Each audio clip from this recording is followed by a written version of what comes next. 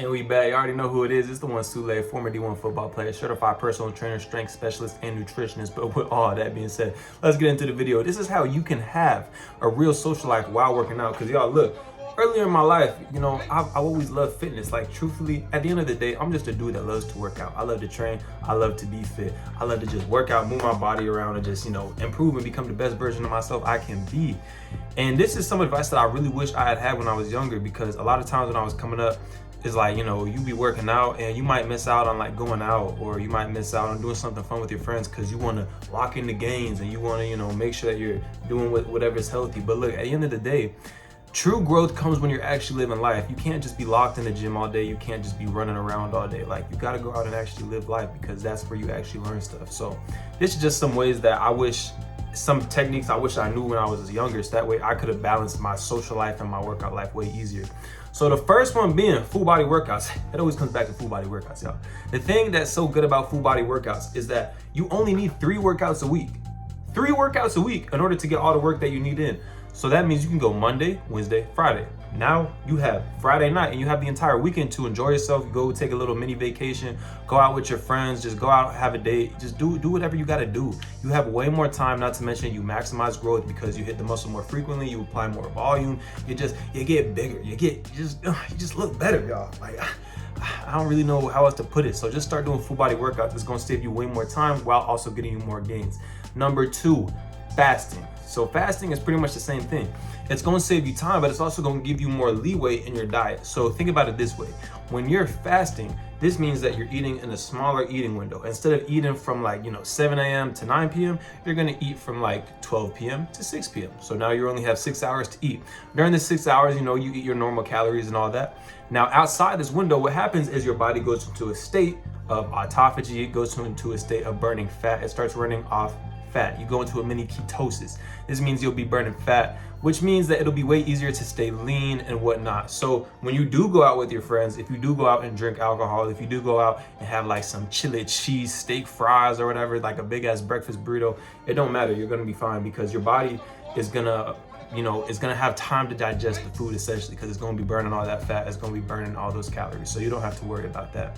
And that kind of leads into number 3, is like, you need to plan for events. Like, understand, if you know you're gonna be going out with friends like later today, plan for that. Eat less at the beginning of the day, so that way you can go out and drink and go have some, you know, street tacos or something, if that's what you want to do. Like me personally, I don't do that shit because I think that shit is nasty.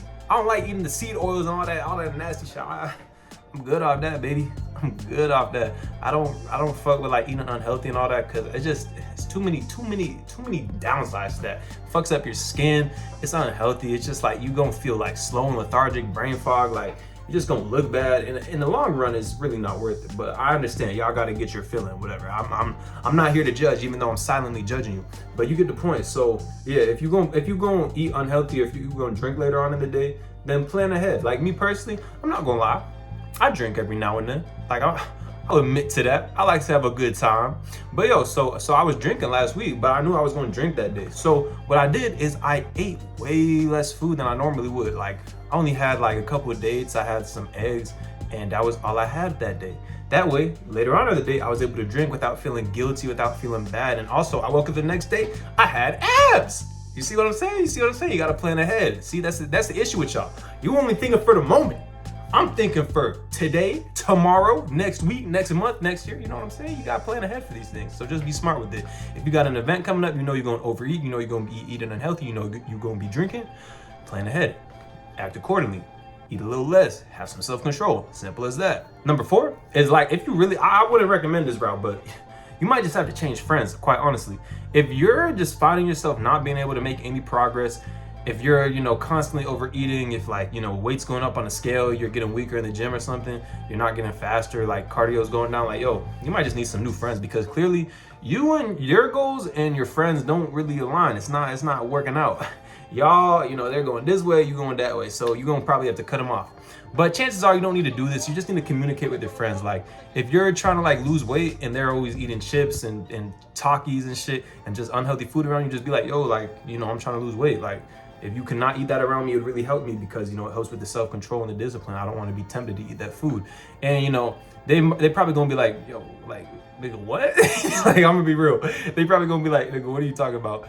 But after, like, you know, if they a real friend, then they gonna be like, okay, I got you. Like, I'm not gonna be an op. I'm not gonna be an opponent like that. I'm not gonna be your enemy. So, you know, if you communicate just to your friends and family, like, you're trying to do this, and if they respect you, then yeah, you know, you can just go on right ahead and you'll be fine, and they'll help you get to your goals and hold you accountable. But if you got fake friends, if your family's like a dickhead, you're gonna have to cut them off. You're gonna have to just leave that environment, because the environment is huge, y'all. Like, environment is huge. I'm telling you. Me personally, I eat way healthier when I'm just living by myself. Like, even when I get around family, I see them eating breakfast, it makes me want to go eat breakfast. I see my friends eating like McDonald's and shit, you know, it makes me want to eat McDonald's, because you want to be a part of the foray. You know that food tastes good, but you got to stay strong. Remember that food is not good for you. And yeah, like, you know, honestly, another thing too is you got to understand, after enough, like, being disciplined, like, after enough time to saying no to McDonald's, you don't even want it anymore. So just understand, it's only hard at first, but once you, like, you know, resist the urge for a little bit, then it just goes away.